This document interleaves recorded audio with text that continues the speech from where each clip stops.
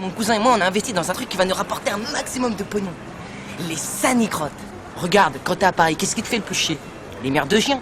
Et ben avec sanicrotte, le maître et son chien restent propres. Ouais, c'est un sac avec 2 trous pour mettre les jambes du kleps dedans, tu vois, comme ça tu l'emmènes en balade et puis quand il a envie, enfin, tu vois, c'est comme une couche quoi. Putain, moi ça me ferait chier de me faire du blé avec de la merde de chien, putain. Bonjour. Vous allez pénétrer dans ce film à vos risques et périls. Parce qu'il vous conduit dans un autre monde. Un monde, pas forcément le nôtre, mais qui y ressemble, puisqu'il plonge ses racines dans un type de société dont nous avons connu bien plus d'un exemple. Il est modelé selon les normes des dictatures de tout poil qui ont marqué du poids de leurs bottes les pages de l'histoire. Il a ses raffinements d'ailleurs.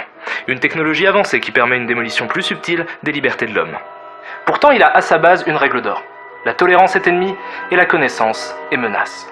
Voici Monsieur Karim Debache, cinéphile patenté aux obédiences incertaines, loin de se douter de l'horrible voyage qu'il est sur le point d'entreprendre. Un voyage dans une contrée sans fin, au bout des ténèbres, où il n'y a qu'une seule destination. Je vous propose d'être transporté avec lui dans une autre dimension, dans le monde du cinéma français. Ok, aujourd'hui on va s'intéresser à une des pires tentatives de mariage entre les univers du cinéma et du jeu vidéo. Vous qui entrez ici, abandonnez tout espoir. On va parler de Gamer.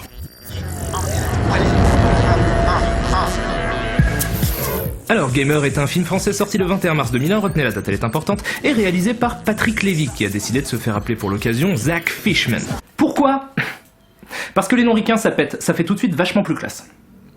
D'ailleurs, je devrais songer à me trouver un nom vachement plus classe. Bon, le film nous raconte l'histoire de Tony, jeune truand, Tony Truand, interprété par Saïd Taghmaoui, un acteur pour qui j'avais une certaine sympathie. Avant Gamer.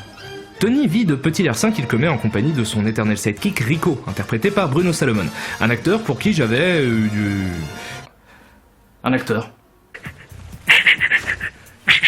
Hey, tu sais quoi? Tu me fais de la peine. Et là, vous vous dites, mais enfin Karim Debache, tu nous avais promis de parler de films qui ont un rapport avec le jeu vidéo. N'es-tu qu'un infecte connard qui ne tient pas ses promesses? Bien sûr que non, jeune spectateur lambda, je suis un infecte connard qui tient ses promesses. Puisque Tony, malgré son improbable chapeau, est un gamer, comme en témoigne sa chambre de gamer, et les 200 milliards de références pop culture qu'on nous vomit à la gueule tout au long du film. Pitt, comme Brad Pitt. Lara Croft, Tomb Raider. C'est Jackie Chan. Wipeout Fusion, Star Wars et le Massive Attack. Steve Austin. Toys R Us ou quoi là? Tomb Raider, Metal Gear. Wipeout. On vous paye un Twix. Chewbacca, Harry Potter, Kill Bill, Scorsese. Megaman, Zelda, Metal Gear? Terminator, Star Trek? Terminator, Star Trek? Final Fantasy, Yoshi, Game Boy. Bref, retour au film, donc après avoir cambriolé le développeur de Wipeout déguisé en Dark Vador, et croyez-moi, j'ai beaucoup de mal à admettre que ces mots sortent de ma bouche, Tony est pris d'une crise de folie, et décide d'échapper aux flics à la Wipeout. Bon, je préfère vous prévenir tout de suite, la scène qui va suivre n'est pas à mettre devant tous les yeux. Beaucoup l'ont vu, très peu en sont revenus, mais il est, je pense, de ma responsabilité de vous la montrer, alors éloignez les plus jeunes et priez pour votre âme. Mais à quoi tu joues là? Welcome to Wipeout.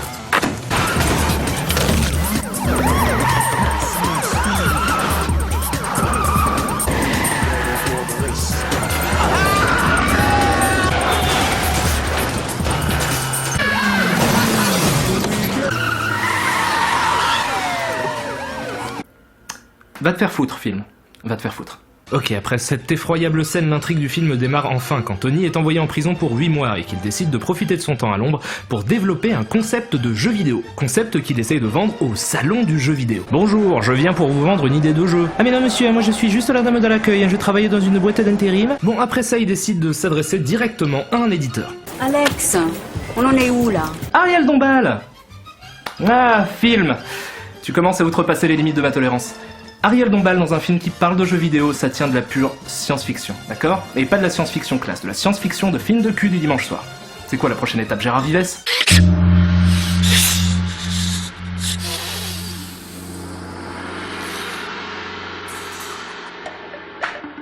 Faites entrer les moines Shaolin.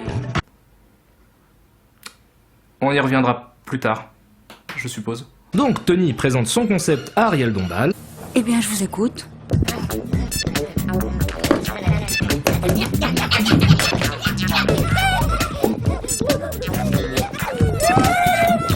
Voilà. En gros, c'est ça. Ok, alors 2 choses. Premièrement, t'es pas obligé de faire une imitation du diable de Tasmanie. Et deuxièmement, bah ça a l'air d'être un putain de jeu de merde. Mais visiblement, Ariel Dombal est sous le charme puisqu'elle lui demande de faire une démo. Du coup, Tony recrute une équipe composée de son meilleur ami d'enfance. Oh, c'est Serge! Serge! De la philo selon Philippe. Le copain du héros. Il y a Monsieur Daubigné, c'est le prof. Il Il y a le héros qui est un élève, je sais plus son nom, et il y a Serge, celui qui est amoureux de Flo. Vient s'ajouter à ce fantastique duo un étrange sosie de ride myope que je vais appeler Gros Myope. T'aimes les animaux? Ouais, comme tout le monde, oui. Parce que j'ai des trucs zoophiles si tu préfères. Et Gérard Vives dans le rôle d'une star américaine de la motion capture. Enfin une star américaine de temps en temps, vu qu'il réussit à faire l'accent anglais une réplique sur 2 grand maximum. C'est toujours la même chose à chaque fois que je travaille dans l'ambiance de stress. Là, je suis pas dedans. D'accord? Tu peux faire venir le security dans ma loge? Tu vois pas, là, j'ai une fixation de l'épaule. Il me demande sans arrêt de faire cet accent américain. Enfin, te laisse pas faire par ces idiots, bon sang de bonsoir. Mais pourquoi je peux pas le faire plaisir? Ce sont avant tout des amis à moi. Enfin, c'est pas des vrais amis, s'ils veulent te changer, reste ce que t'es, te travestis pas pour eux. Mais j'aime bien faire un peu cet accent, parce que ça me donne l'air un peu raffiné. Oh, et puis tu m'emmerdes. Les moines Shaolin. Bref, notre fine équipe réussit à pondre la démo, mais Tony se fait trahir par, je vous le donne en mille, Ariel Dombal. Page 14, alinéa B, paragraphe 3, qui stipule que tu es viré. Comme c'est étonnant. Alors pour ceux qui ne connaissent pas Ariel Dombal, c'est ça. Regarde-le bien, Saint-Sébastien, c'est le plus beau jour de sa vie de saint. Regardez-le bien, Saint-Sébastien, au son regardez-le bien, Saint-Sébastien. Mais nos héros décident de ne pas se laisser faire et de combattre la grande méchante muse au beau foufouillon en créant eux-mêmes le jeu. Sauf que faire un jeu, ça coûte du fric, beaucoup de fric. Alors Tony et Serge de la philo selon Philippe mettent en place un plan pas piqué des hannetons pour en trouver. Et si personne vient d'hériter, on est mort, les gars. Et attendez, je suis peut-être mieux que ça. Pierre le doyen, un de mes anciens clients, bourré aux as. Tony, Oui, je crois que je sais où on peut trouver de l'argent. je t'écoute. Bah, on pourrait trouver de l'argent chez les gens qui ont de l'argent. Habile. Donc ils décident d'aller chez les riches pour leur demander du fric, accompagnés de 2 prostituées. Parce qu'avec des putes, la fête est plus folle. Bon, tout semble se passer pour le mieux, le riche a même l'air d'être intéressé par le pitch du jeu. J'adore.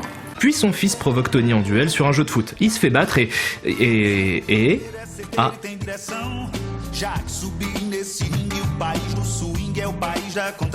Dieu du ciel.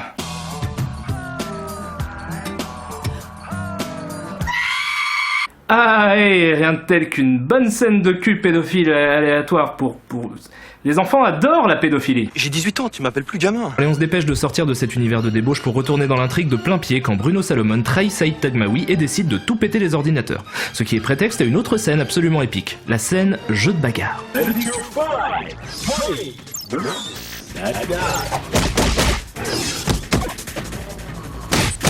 Ok, alors déjà c'est très laid. D'accord? C'est très très moche comme effet spéciaux. Et pour tous ceux qui se diraient oui, c'est parce que c'était à l'époque, c'était pas trop mal, c'est faux.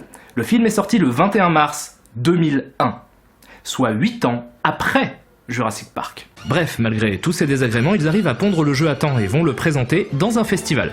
Festival dans lequel Ariel Dombal présente elle aussi le jeu qu'elle a volé, habillée en Valkyrie. La plus extraordinaire, la plus combative, la plus spectaculaire. Regarde-le bien, Saint-Sébastien. Heureusement, les héros font bugger la machine.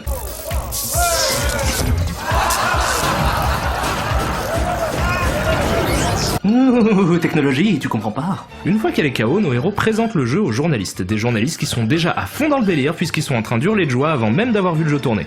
Les journalistes de jeux vidéo qui font mal leur travail.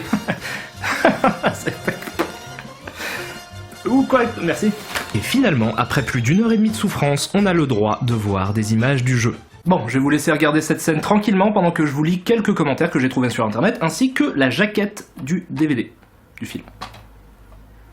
Filmé par Zach Fishman avec de la simplicité et du rythme, Gamer est un film du genre plutôt direct, mais pas dénué de romantisme.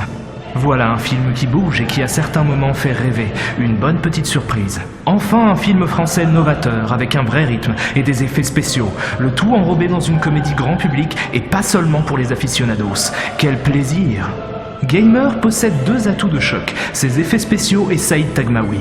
Le film propose des combats comme si vous étiez dans un jeu vidéo grâce à de superbes images de synthèse. Quant à Saïd Taghmaoui, face à une jubilatoire Ariel Dombal dans le rôle de la méchante, il insuffle au film un tonus et une conviction qui donne la pêche. Une comédie menée à 100 à l'heure, pleine d'effets spéciaux hallucinants et interprétée par Saïd Taghmaoui en pleine forme. Attachez vos ceintures. Tout ceci est faux. Le film est un échec narratif et esthétique complet, enchaînant les poncifs ressucés et les lieux communs les plus évidents. Les personnages sont des archétypes sortis de la pire parodie de film de gangster imaginable, la direction artistique est d'un mauvais goût absolu, et surtout, les performances des acteurs sont d'un ridicule sans nom. Alors encore Gérard Vives, moi je veux bien, mais Ariel Dombal, je suis pas d'accord. Mais c'est pas ça qui me dérange le plus. Le pire, c'est la place qu'ils ont donnée aux jeux vidéo. Le jeu vidéo dans ce film n'existe que comme un prétexte à un scénario vu et revu sur un criminel repenti qui décide de s'en sortir. Et les emprunts superficiels qui sont faits à la pop culture semblent avoir pour seul objectif de légitimer la démarche du cinéaste et son ambition à parler de jeux vidéo. Arrête tes conneries, c'est une mine d'or. Pour qui? Pour les ados? Mon avis sur le film est qu'il a été fait pour de mauvaises raisons, à savoir cibler un public en lui balançant à la gueule des références à ce qu'il aime, histoire de le caresser dans le sens du poil, à un moment où les jeux vidéo commençaient à devenir ultra populaires et où les gens se battaient à la sortie des magasins pour se procurer une PlayStation 2. Bref, comme pour Super Mario Bros, je vous déconseille de vous attarder sur ce film. Quant à moi, je vous donne rendez-vous dans 2 semaines avec un film qui j'espère sera un meilleur film. Un film qui sera probablement fait avec le cœur, par passion, par des passionnés, et ça, c'est cool. Je sais que pour l'instant je vous ai montré que 2 purges, mais surtout les gars, ne perdez pas espoir, d'accord? Parce que l'espoir fait vivre, et que tant qu'il y a de la vie, il y a de l'espoir. Donc vous aussi, vous êtes un peu des immortels. But the film is a sad thing for she's lived it 10 times or more. She could spit in the eyes of fools if they